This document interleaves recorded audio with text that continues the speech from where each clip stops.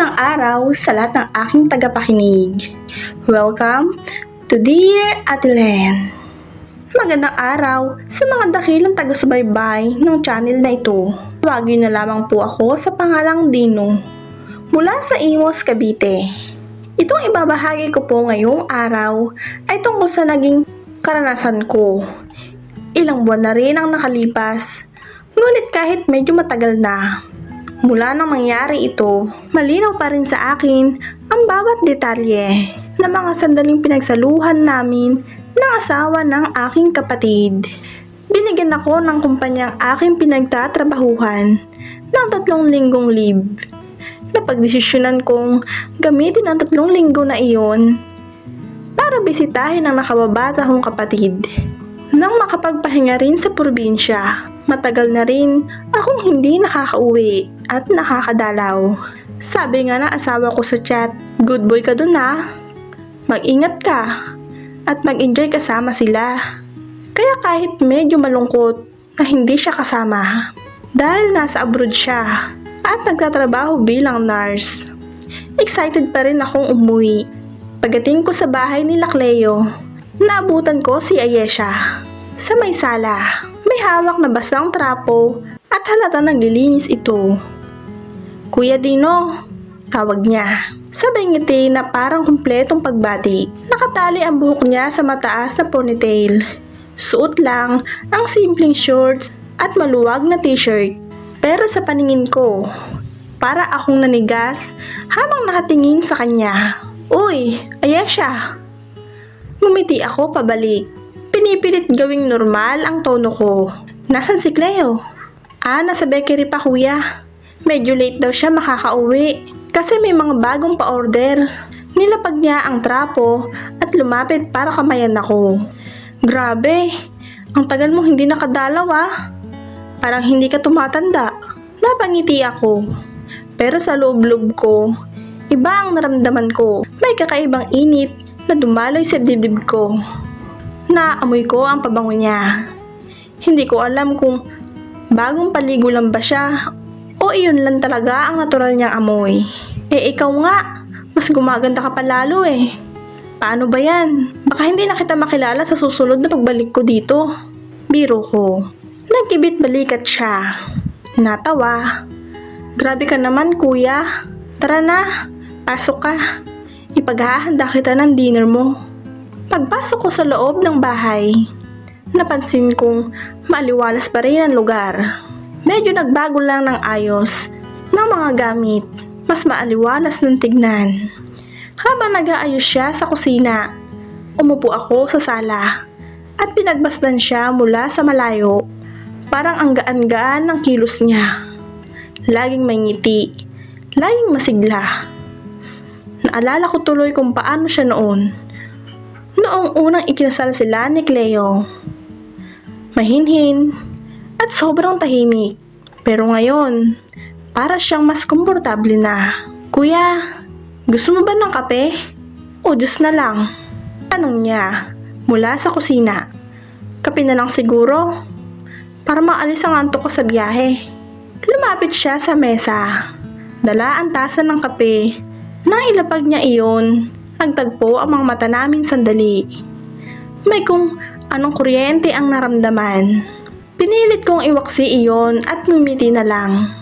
"Salamat Ayesha," sabi ko. Ngumiti siya pabalik at tumango.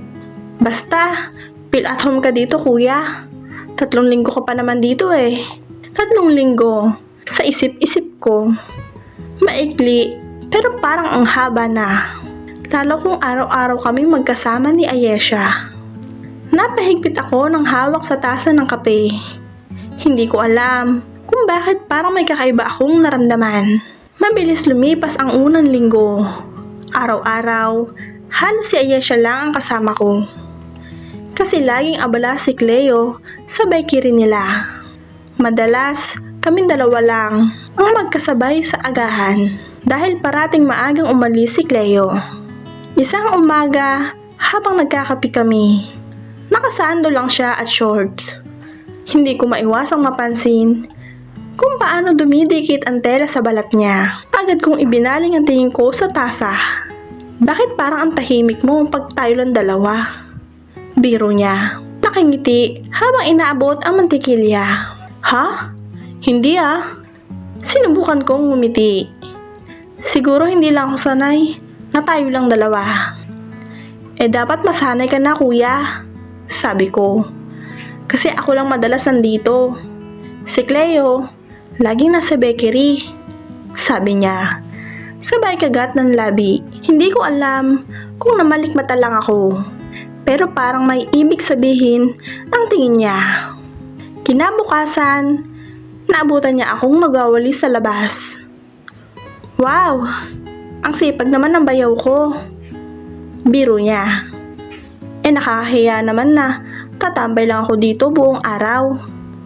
Nilapitan niya ako at kinuha niya ang walis sa kamay ko. Ako na dyan kuya. Baka mapagod ka pa. Nagkalapit kami at sa unang pagkakataon, naamoy ko ulit ang paborito kong amoy niya. May halong pabango at natural na bango.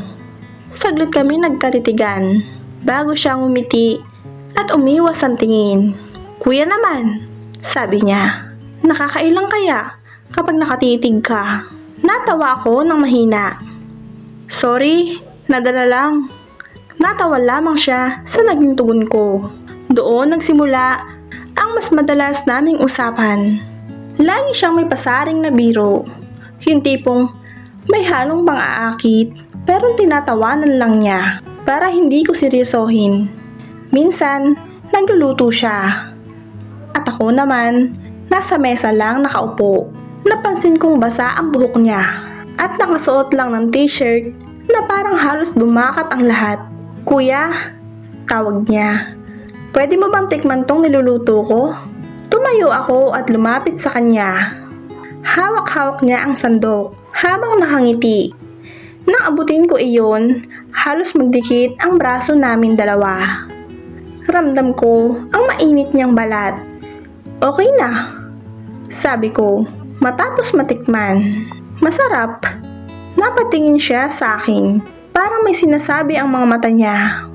Pero hindi lumalabas sa mga salita. Tumawa na lang siya ng mahina. Baka naman, sinasabi mo lang yan kasi nahihiya ka. O kaya, para hindi ako ma-offend. Sagot niya. Pero hindi siya umalis sa pagkakatayo. Malapit sa akin. Ilang segundo kaming natahimik. Tanging tunog lang ng kumukulong sabaw ang naririnig.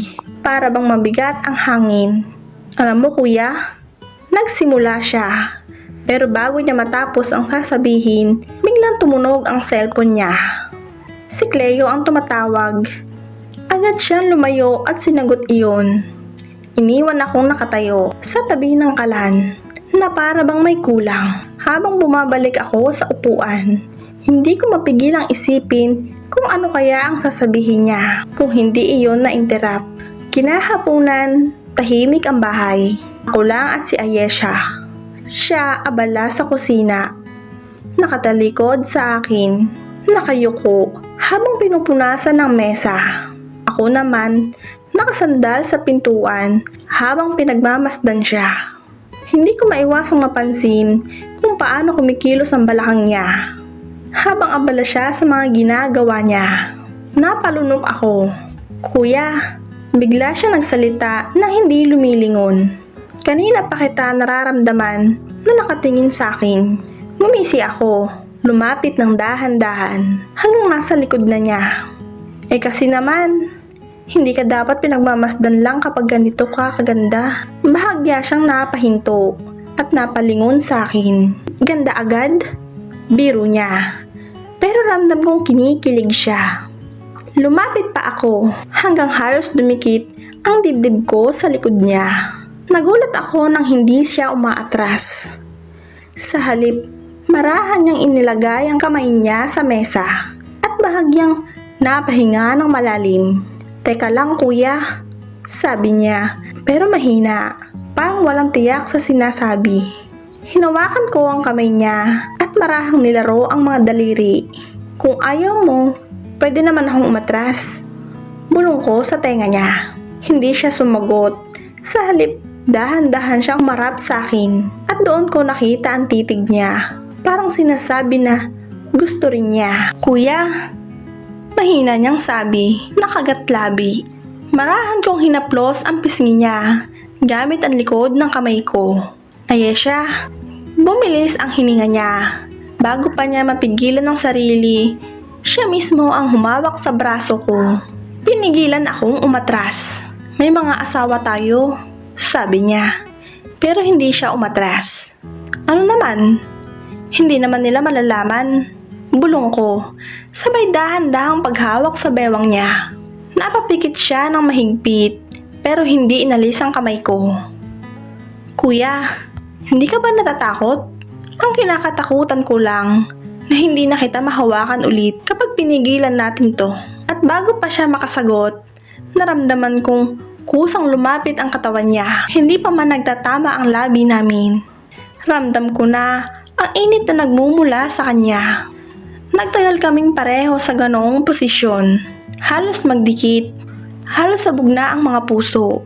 Sa kaba at pagnanasa na magtagpo ang mga mata namin, parang sabay na humigpit ang hawak ko sa baywang niya at ang kapit niya sa braso ko. Kuya, mahina niyang sabi, halos pabulong na lang. Gumapang ang boses ko pababa, halos nanunukso. Alam mong mali ito, bumiti ako. Dahan-dahan kong hinaplos ang likod niya pababa. Kung mali, bakit hirap kang kumawala? Ramdam kong bumilis ang hininga niya. Tumagilid ang ulo niya ng kaunti. Tila, sinusubukang umiwas sa titig ko.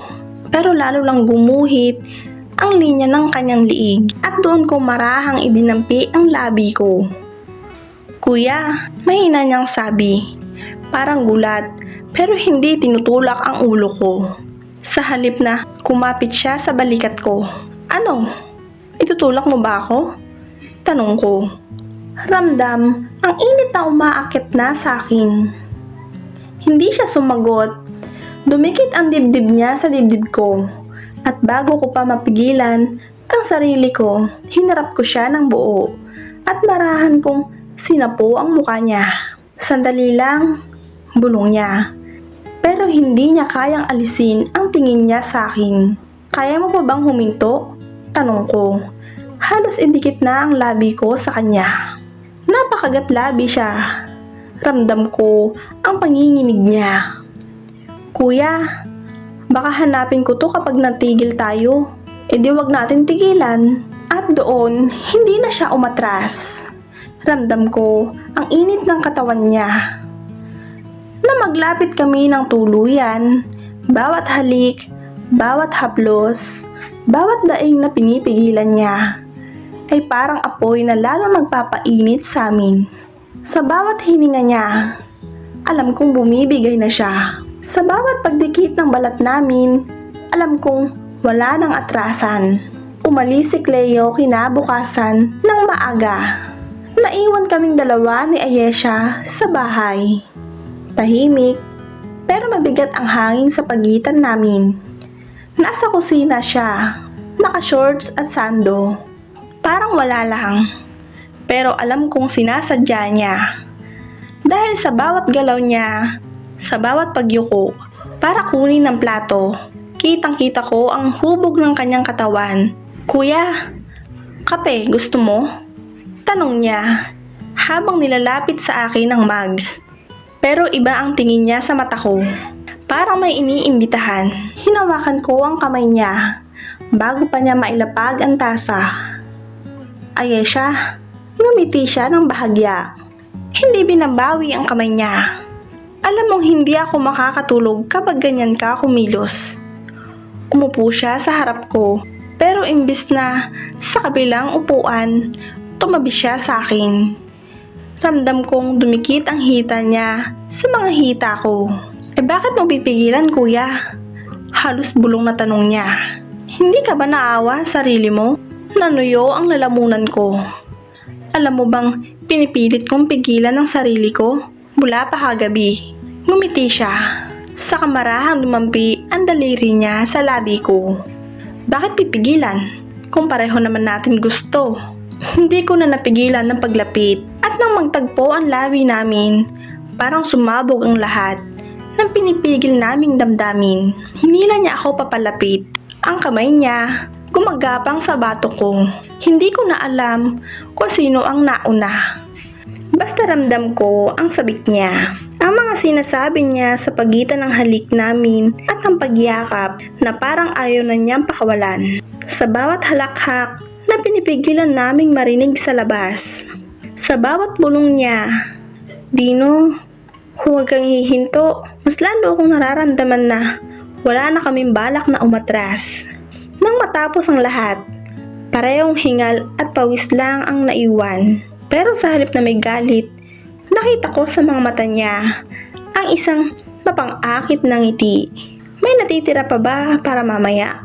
Biro niya. Sabay kagat sa labi. Ngumiti ako pabalik. Oo naman, para sa'yo. Kinabukasan, tahimik ang bahay. Habang sabay kaming tatlo sa hapagkainan. Si Cleo, abala sa pagbabasa ng phone, habang sumisimsim ng kape. Ako naman ay pilit nag-aasal normal. Kahit ramdam kong nakatitig si Ayesha mula sa tapat ko. Ano gusto mong ulam, kuya? Casual na tanong, pero may kakaibang ngiti sa labi niya. Anything, sagot ko. Sabay iwas ng tingin, pero hindi pa man ako nakakahinga.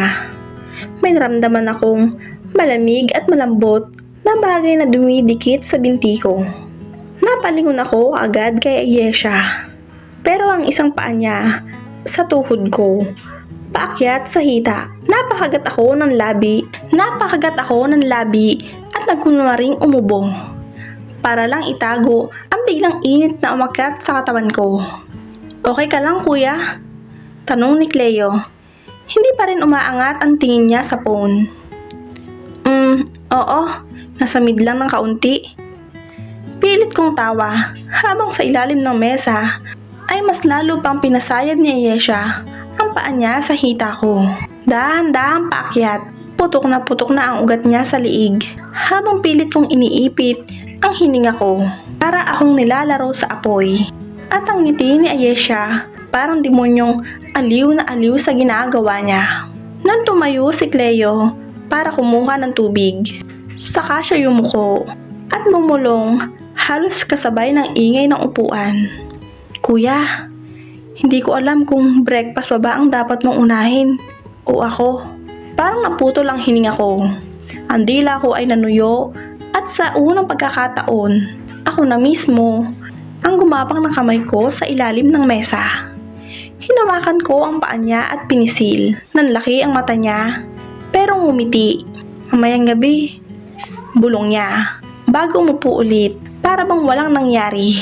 Hindi lang doon natapos, habang nagdiligpit siya ng plato at lumapit sa likuran ko. Sinadya niyang ipasayad ang dibdib niya sa balikat ko, bago tumuloy sa lababo.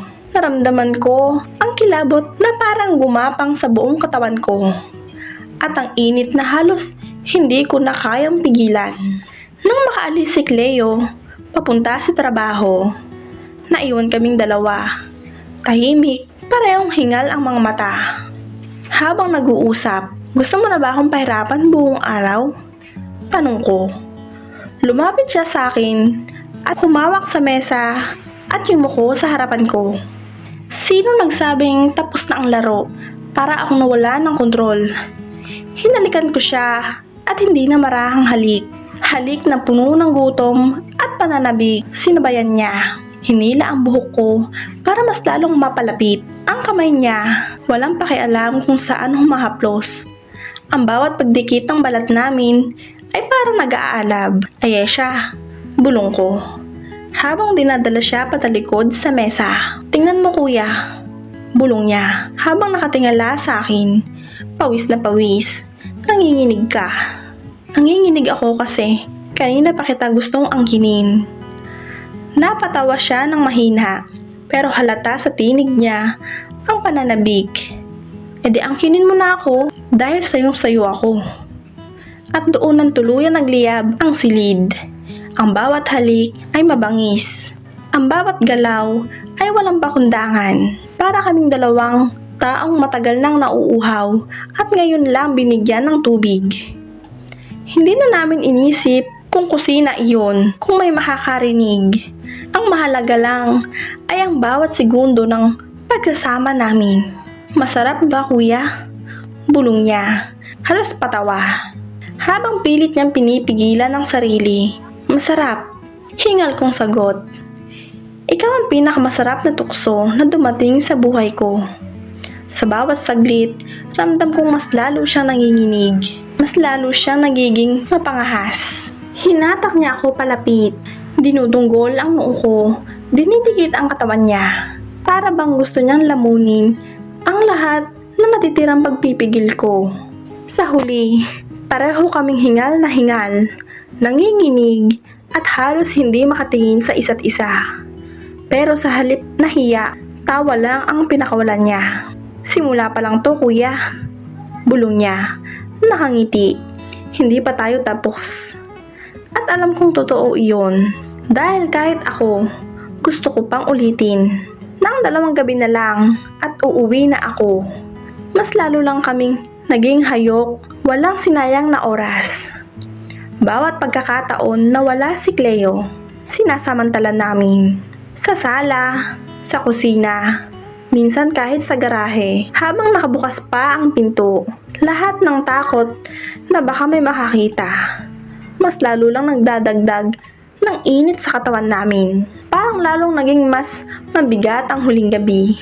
Tahimik ang bahay, tulog na si Cleo. Sa kabilang kwarto, ramdam ko ang kaba at init habang nakahiga sa sopa. Gising pa rin ako nang bumukas ang pinto ng kwarto nila Ayesha. Tumigil ang paghinga ko. Kuya, bulong niya. Halos wala pang tunog ang boses. Gising ka pa? Tumango lang ako. Hindi na siya nag-aksaya ng oras. Marahan siyang lumapit, dahan-dahang umupo sa kandungan ko. Sigurado ka ba? Tanong ko. Kahit alam kong pareho kaming hindi na makakabalik kapag umatras pa. Last night na natin to. Sagot niya. Hawak ang batok ko. Gusto ko, maalala mo ako bago ka umalis. At doon na nawala ang kahit anong preno. Wala kaming pakialam kung marinig kami. Bawat halinghing, bawat hiningang pinipigilan namin. Parang sinasadya naming pigilan para hindi marinig ni Cleo. Mas lalo lang kaming nagiinit dahil sa panganib. Mas delikado, mas masarap. Bulong niya habang hawak-hawak ako. Pinilit ang sarili niya, huwag mapasigaw ng malakas. Wala na to bukas, Ayesha. Sabi ko habang hinahaplos ang buhok niya. Ilabas na natin lahat ngayong gabi. At ginawa nga namin sa sopa, sa dingding. Halos ikabaliw namin ang bawat segundo. Pawis na pawis kami pareho. Hindi tumigil hanggat pareho kaming halos mawala ng boses sa pagsigaw na pinipigilan namin. Pagkatapos, nakahiga siya sa dibdib ko, habol hininga. Pinakikinggan ang tibok ng puso ko. Hindi ko to makakalimutan, bulong niya. Ni ako, sagot kong hinalikan ang buhok niya. Kinabukasan, parang walang nangyari. Nag-almusal kami ng tahimik. Si Cleo, wala man lang idea na kagabi, halos hindi kami tumigil ni Ayesha. Sa ilalim ng mesa, dumampi ulit ang paa niya sa binti ko. Huling paalala kung anong iiwan ko dito. Bago ako umalis, hinalikan ko siya ng mahaba. Mas mahaba pa kaysa dati. Hindi pa tayo tapos, bulong niya. Pero sa totoo lang, hindi ko alam kung kailan ko siya ulit makikita. At hanggang ngayon, tuwing tatawag ako kay Cleo at naririnig ko ang boses ni Ayesha, parang bumabalik ang lahat. Ang init ng gabing iyon, ang kaba, at ang sarap ng alam naming mali. Pero hindi namin mapigilan. Hindi ko alam kung kailan kami ulit magkikita o kung kailan makakabisita sa kanila. Ngunit hindi ko rin tiyak kung mauulit pa bang muli ang init na aming pinagsaluhan. Hanggang dito na lamang po ako. Maraming salamat sa inyong pakikinig. Hanggang sa muli, Dino.